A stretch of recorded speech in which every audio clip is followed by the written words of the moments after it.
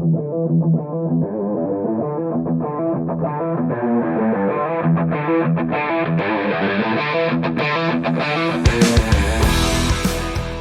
to the Automotive Diagnostic Podcast.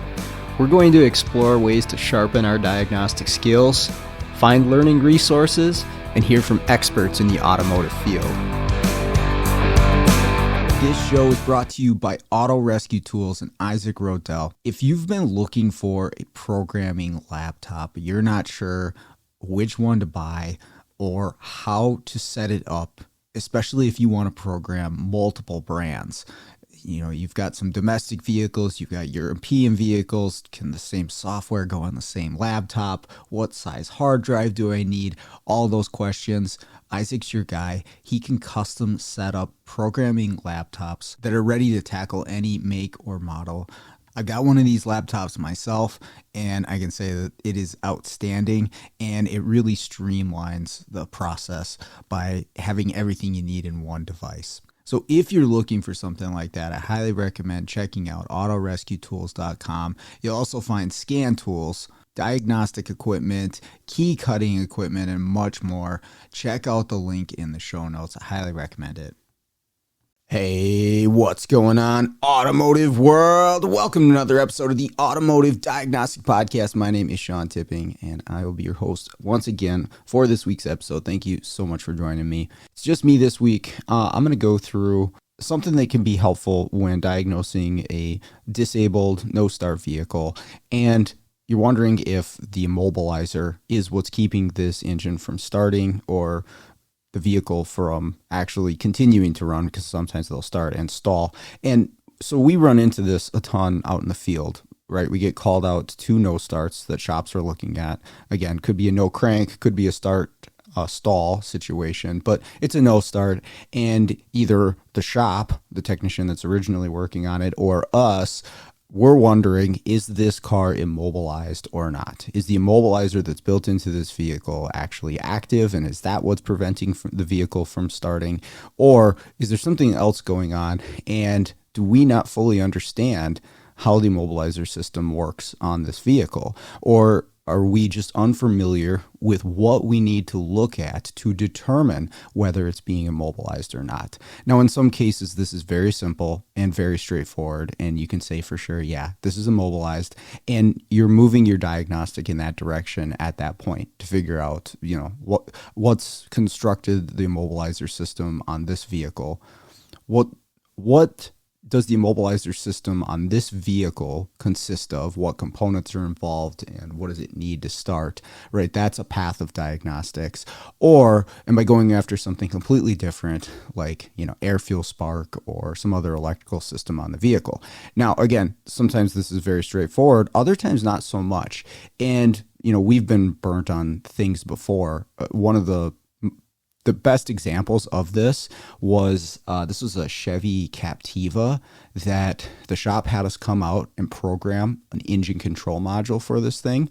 And he said it didn't start before, and that's why he's replacing the engine control module. So we programmed the control module. We didn't diagnose it, but we programmed it. And after we programmed it, and we went through the theft learn, which on GM engine control modules is part of the process. You program the module, do a few other things, but one of the important steps is the immobilizer learn. You're linking that engine control module to whatever other immobilizer components are in the car. And to be totally honest, on the Captiva, I don't remember if it's a theft deterrent module or BCM. I think it's a theft deterrent module. Anyways, it doesn't matter. You run that process through SPS, and it's a 12-minute wait, and then you should be able to start the vehicle.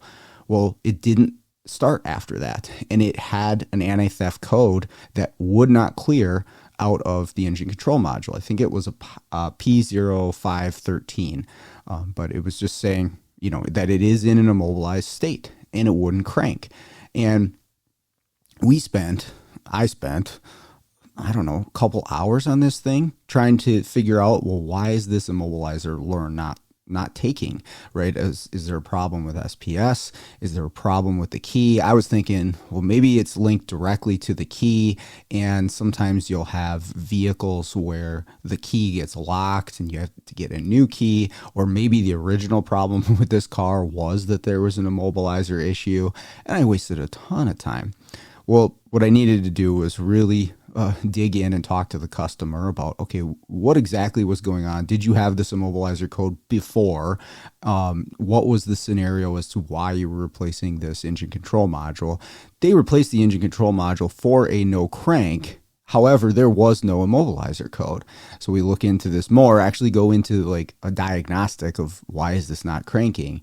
And it turns out the underhood fuse box where the starter relay actually lived had a trace on the board that was completely blown out. So basically, this thing was never going to crank because the starter relay itself wasn't able to be activated because there was an open inside of this underhood fuse box. And going back more and getting more information, it turns out it was jump started backwards, and then this is where this most likely occurred. But it was never going to crank. Now, why did I have the immobilizer code in the engine control module after programming? Well, if you read the information that is in service info, it says about this code that one of the reasons that it could be there is it's not going to clear until the engine control module sees a successful start of the engine, right? So in the case of that one, it was actually trying to start the engine. That was the command, that was the desire. It wanted to crank the engine, but it couldn't because there was an open. And because it was a brand new, fresh ECM that had just been programmed and just been learned to the immobilizer, but it never saw a successful start, it was never going to clear that code out of there.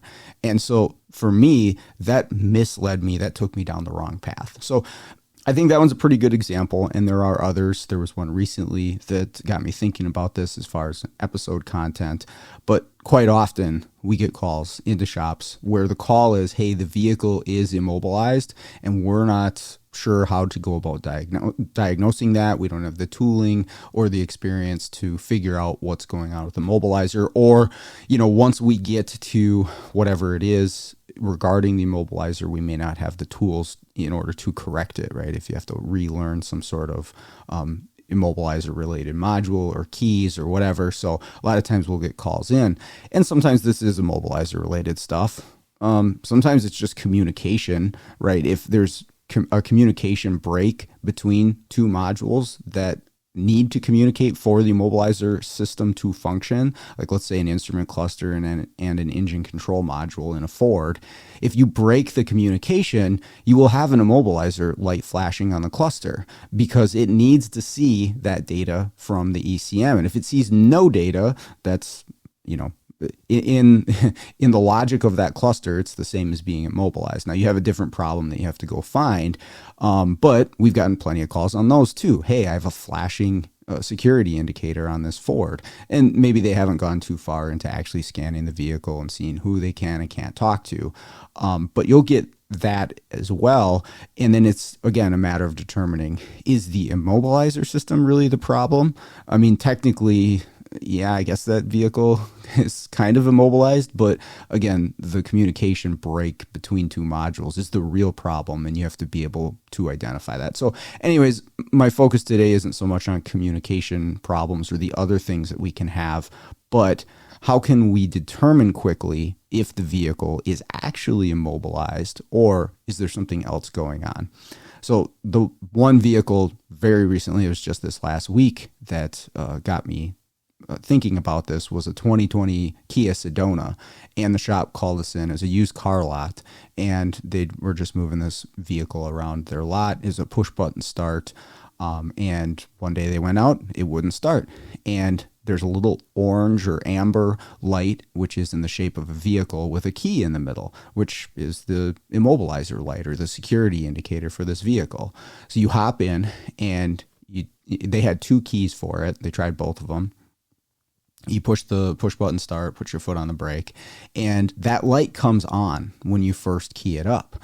It's right in the middle of the dash, so it's very obvious. And it will actually stay on for a little while. It doesn't blink, stays on steady, and then it turns off eventually. Now, they didn't mention that part, and they were just saying, hey, there's a security light on. This thing doesn't crank. We have no codes. We think it's immobilized. We're not sure what to do. Can you come take a look at it? So we come out there, and they're right. There are no codes in this thing. Now, that light comes on, but if you wait and you watch it, it turns off.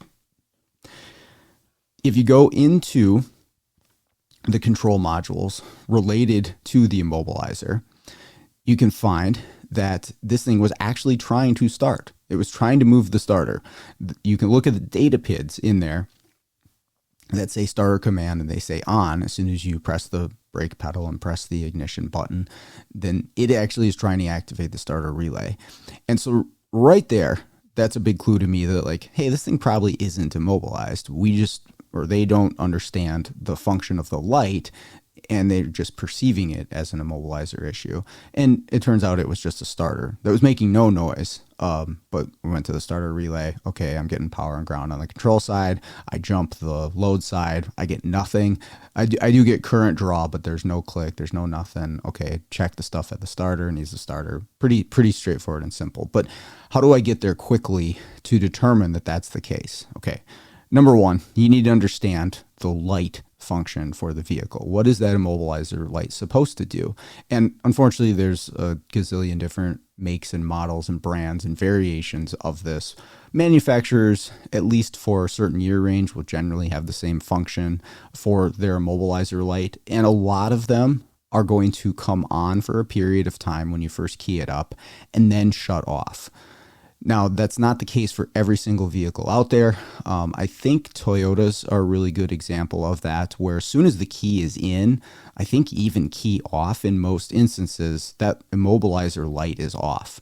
And the other thing about Toyotas is the immobilizer light can be in different places.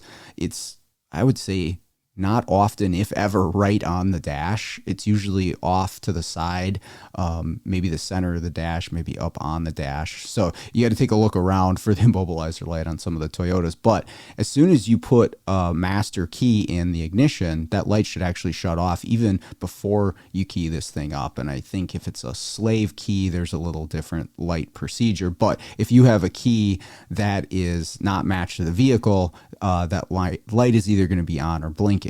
And that'll be the case for a lot of vehicles as well, is the light will either stay on steady, right? So you'll key this thing up, you wait. That's GM's with it's like a little picture of a lock and a vehicle. If it's immobilized for one reason or another, that light is going to be on steady as long as you have the key on. Okay, so the light's something to pay attention to, and that's just a good indicator of like, hey, is this thing immobilized or not? Now, it's not a guarantee, but it is something I'm going to pay attention to.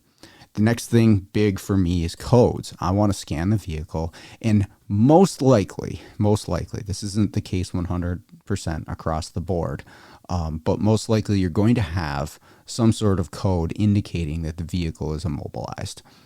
Now, this is probably going to be in the modules that are involved with the immobilizer system. So you want to zero in on those immobilizer modules to see, okay, do I have a trouble code? And sometimes what I'll do is I will try to start the vehicle multiple times, give it a few key cycles, check codes again, because maybe they cleared the code out. I need it to pop back up. And that's the other thing. If I do have a code in the vehicle, an immobilizer code, and I had a Lexus like this the other day that somebody called me in. They had an immobilizer code. This vehicle was a crank no start, but they called me in saying, hey, it's immobilized, and it did. It had a B2799. The other thing I'll do with these codes, if I have them, I'll document it, right? I save my pre-scan. I take note of what codes are in there. Then I clear those codes, and I see if they come back, because this is the other scenario, is that a code has misled many technicians and many shops that we've worked with to say like, oh, this thing is immobilized, when it turns out a lot of times these types of codes can set from low battery voltage. And your reason for your no start that's causing the customer or the technician to crank on this vehicle endlessly drained the battery down to the point where it set immobilizer codes because of low battery or dead battery, maybe a battery disconnection. those can set obviously a ton of different codes as far as low voltage, circuit, maybe some communication codes, but also I've seen it set immobilizer codes, which it did in this Lexus. It had a B2799. This episode is brought to you by L1 Automotive Training and Keith Perkins. If you're looking for education on module programming, J2534, EEPROM work, key and immobilizer, electrical diagnostics, or drivability diagnostics, Keith has a website, l1training.com, that's got over 60 hours of training videos on all those subjects and more. When I first started out doing mobile, I utilized Keith's videos on module programming in J2534 in order to get my head wrapped around what I would need for the tooling, the computers, the software setups, what kind of obstacles I would be up against when I'm out there programming modules on cars. And it was a huge benefit to me. And I continue to use the training videos that he has on his website. So I strongly recommend checking out l1training.com. The link is in the show notes. Now, I cleared that out. It did not come back, but this thing was still a no start. It cranked, and it turned out the camshaft on one of the Bank 2 exhaust was not turning at all. And you could hear it when I was cranking it. As soon as I got there, even before I cleared the light, I'm like, I don't know if this is a mobilizer issue, and it wasn't. It was mechanical. That vehicle was never going to start. It didn't matter about the immobilizer, that it was functional. But it was the matter of identifying right away that okay, this immobilizer code does not return immediately. I didn't even go into the data PIDs to see what was going on with it, if it was happy with what it saw. And that's the next step, right? If I get in there, okay, maybe I see a code, maybe I don't. I can go into the modules that are involved with operating the immobilizer, and I can look at data PIDs to help me determine what is the status of the system. Now, you might be asking, okay, well, I don't know which modules are involved with the immobilizer. And there's various ways that you can get your bearings straight on the vehicle that you're working on. Because obviously, if you're working on all makes and models, you're going to have a ton of different variation. Even if you're only working on one vehicle line, you're going to have a ton of different variation from year to model. Even in a single model, you may have variation if it's a smart key or a blade key, and that could completely change the immobilizer system. So where I'm going with this is, how do I know on a single vehicle, on a specific vehicle I'm working on, who are the players in the immobilizer, and who would I want to look at with scan tool data in order to see the status or what it's happy or unhappy with, right? We scan it for codes. Maybe we don't have any, but I want to dial it in a little further. So there's a couple different ways you can do this. Obviously, you can read system description and operation in service information. That's one way. Another way that I'll do this is I will pull up the redrawn wiring diagrams for the anti-theft system, and it's categorized under that in both ALLDATA and Identifix for the redrawns. If you go to where it breaks it down by section, there's a section that will say anti-theft, and sometimes it'll say passive and active immobilizer, or theft content or immobilizer. There's going to be a diagram that is for the actual immobilization of the engine, which is really what we're focusing on here. Obviously, those systems can be integrated together, but the premise of our talk right now is something that's immobilizing the engine from starting. But there's going to be a diagram. And what's helpful about this, it might not be the end all be all, but it's a really good start for me to get my head wrapped around, is it will show you on that diagram all the modules that are involved with the immobilizer for that particular vehicle. Now, there might be some exceptions to this, but I find it extremely helpful to get a good picture of who are the players and which modules should I look at. Okay, this has a instrument cluster and an ECM and theft deterrent module, right? Oh, this is using a body control module and the engine control module. Now, generally, the engine control module is going to be involved in probably just about everything. I can't think of an example where that's not the case, but maybe one's out there. You're probably going to have the engine control involved with it. But then who else is there? Is it just a theft deterrent module? Is it the instrument cluster? Is it the BCM? Is it a smart key module? who else is a player in this. And then I can go into my scan tool and I can start looking at these modules. Again, check them for codes. Sometimes I'll check a module for codes actually going into that specific module rather than just doing a full scan of the vehicle. And sometimes you might have a code pop up there. But now I can look at data PIDs too. But before we get into the data PIDs, another helpful trick that might save you some time and get you to the answer quickly is if you have an Autel IM series. So that's the blue one. There's a 508 and a 608. Those are the only ones I'm aware of right now.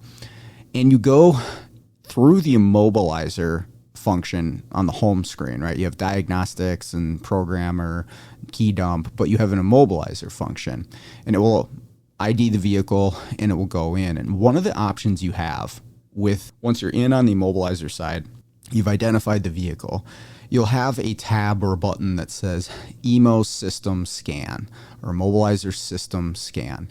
And I have found this is extremely helpful to get an overview of what players are involved with the Immobilizer and the status of the system a lot of the time, because it's going to pull up really helpful information. It'll actually show you a little tiny topology. Careful with that. It's not 100% accurate, but again, it's a good idea. But it breaks down each module, shows you if any of the modules have keys, and sometimes it'll show you how many keys. It'll show you the VIN numbers in some of them. It varies depending on the vehicle, how much detail you're going to see. But some vehicles are extremely detailed here and breaks down every single module that's involved with the immobilization or the key functions of the vehicle, right? The primary focus of that tool is key functions. But this Immo System Scan is a really good way to get an overview of what's going on with the Immobilizer on this vehicle and who is involved, right? So we can use these different tools to get a really good idea of where we're going with this. But that IM series Autel is very, very helpful here. So once I've identified that, then I can go into the control modules. I can start looking at data PIDs. Now, this is going to, there's a couple things here. This is going to vary quite a bit depending on the vehicle, what you're going to see and what you want to look for, and what's even possible to see is going to vary quite a bit too. And so what I mean by that is there are very helpful data PIDs in a lot of vehicles, and then there are some vehicles where they do not give you much to go on as far as the status of the vehicle or what it's attempting to do. You may run into scenarios where the abbreviations for the data PIDs are difficult to understand, and sometimes you can go into the scan tool information of service info and it will help you to understand some of these. But for instance, I struggled for a long time with Toyota Smart Key systems, and they have so many data PIDs and there's so many of them where I didn't really understand what it meant, as far as is this something good or is this something not. And on those, what I spent a lot of time doing was looking at known goods and trying to document stuff. But you can find a lot in service information if you take the time to look. But what we're looking for mainly in the data PIDs is what is the status of the immobilizer. And in a lot of cases, in the modules involved, engine control module or maybe body control or theft deterrent module, they will say something about the immobilizer status of the vehicle. And it will, be a yes or a no or armed or unarmed or set or unset, something like that. And then you'll have to determine what that means on that exact car. But it's a good indicator if you find it and it says that it's not immobilized. Okay, well, I'm probably barking up the wrong tree here, or at least I've checked that part and I can say that it is not immobilized. But you can also look at things like the starter command. And this is the big one. This is where on the Kia Sedona that I mentioned, it got me to the answer real quickly, was looking to see, is it trying to move the starter? Now, in a lot of cases, especially with vehicles with anti-theft, you'll have controls on both sides of the starter, meaning that you'll have a module on the power side and you'll have a module on the ground side of the control of that relay. And so you may need to go into two different modules to see are both trying to activate that starter. And then hopefully both of those modules have a data PID, but I can tell you, unfortunately, a lot of the time, you don't get that lucky. You get one module saying, okay, yeah, I'm trying to move the starter. The other one, you don't have a data PID. But if I see that, if I see one of the modules involved with the immobilizer attempting to move the starter, but it's not, okay, I'm going straight to either the starter or the relay to do some testing at that point. This is most likely not going to be an immobilizer issue. Now, there's an exception to that because there are vehicles where they will start and then stall. Okay, so if it was a vehicle that was a start and then stall, but it wasn't cranking, yeah, you've got a different issue. But where I'm going with this is you could have a vehicle that's immobilized. You could have it attempt to start. It runs for a couple seconds and then it stalls. It's still immobilized in that situation. GM did this a lot, but there were other makes and models that would do this as well. And that's the other part of this that can be really helpful if you take the time to document which vehicle does which. Now, I don't have an all-inclusive list. There are vehicles that I wouldn't be able to tell you what it does when it's immobilized. Maybe I haven't worked on enough of them or haven't seen enough of them immobilized, or there's, they changed things over the years and they changed the immobilizer systems. But if you can start documenting for yourself, hey, this particular Ford does not crank when it's immobilized. When I have that little security light flashing, for whatever reason, it will not crank the engine when it's immobilized. Or this GM cranks, starts, and stalls when it's immobilized. And you can start building up that reference for yourself of this is what this particular vehicle does in an immobilizer situation. So you might know before you even really touch the car whether this thing is immobilized or could be immobilized or not, right? Because if it's a Ford and it's cranking, it's probably not immobilized. If it's a GM, right, and see, then that's where it gets tricky. And I don't even want to say that now that I say it out loud. If it's a GM that's not cranking, you could say it's a different problem than a immobilizer. The thing is it's not 100% across the board, and that's where you would need to know that vehicle specifically. But if it was a GM that when immobilized, crank, start, stall, and it's a no crank, well, immobilizer is probably not the first thing that I'm going to look at. But that's going to require, looking at service information. But in my personal opinion, I like firsthand experience here and documenting it based off of what you see. Because I have run into scenarios where the service info would tell me that the vehicle will not crank during an immobilizer scenario, but it did. I've seen that before, so I like to only make those documentations about them when I actually see it in real life. Okay, here's what this vehicle does when it's immobilized. And that can be really helpful in the future to help get you to what's going on. And then once you get there, once you have determined that it's immobilized, okay, well then you're moving into a diagnostic of why, what part of it is an issue. Is it a key issue? Is it a connection between the two modules? Has something been replaced? What piece of this is missing? And hopefully codes can help you out. Data PIDs can help you out on that. Understanding some parts about keys and immobilizers, or understanding some functionality about keys themselves and having some tools to test key components can definitely help here too. Buying like a little Key Tool Max or KM100 Autel, I think is worth the money even if you don't do keys, because you can tell so much about the key in the immobilizer system with those tools that they're worth the money even if you're not cutting and programming keys, because you can check the chip to make sure, hey, does the transponder chip in this key actually work? Does the remote function work on this? All kinds of stuff. It's definitely a worthwhile tool. So this week was quick and to the point, but I wanted to put that out there, and hopefully that's helpful as you're getting out to these vehicles and finding, hey, are they immobilized or not? Is that the reason I can't start this thing? Gets you to the solution a little bit quicker. But that's all I got for this week. So I'd like to thank everybody out there for listening. That out of the way, let's get out there, start fixing the world one car at a time.